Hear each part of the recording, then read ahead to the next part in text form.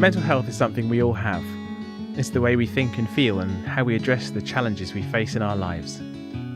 When our mental health is poor, we can find ourselves unable to cope.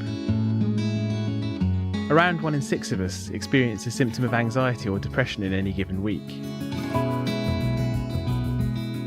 It can be hard to recognise that someone is experiencing a mental health problem. They may not even be aware of what's happening themselves. People can feel a need to hide their feelings because they might be ashamed coming forward. If someone doesn't see themselves, particularly if you know they have stuff happening in their life, it's good to check in and see how they are. You might notice that someone is more angry or irritable than usual, or that they're isolating themselves or hiding away. Mental health can seem like a really daunting subject to talk about, but we've all had conversations with colleagues and friends about bereavements, breakups, and other life events.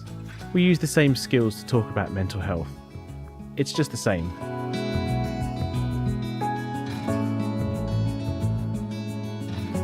When a person isn't coping, they really need colleagues who can reach out to them with warmth and compassion.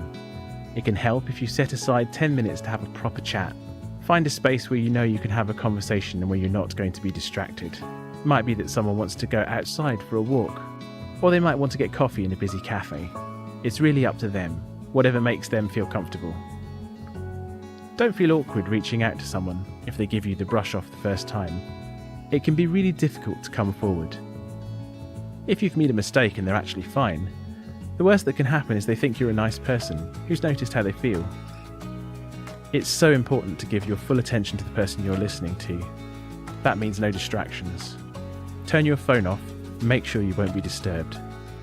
Maintain eye contact unless a person is uncomfortable.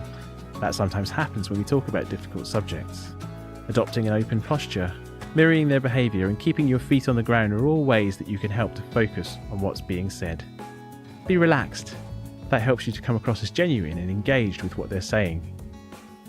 You can ask questions to clarify and show that you're listening, but don't push it if people don't want to discuss details. When a conversation comes to an end, it's really important to recap what you've discussed and go over any actions that you've agreed. Make sure you do what you say you're going to, because it's very important that a person knows that they've been heard. If a person's very upset at the end of a conversation, you might want to encourage them to call a close friend or their doctor. If you feel that a conversation's getting too much or too difficult for you to deal with, you might want to pass it on or talk to someone about your own feelings.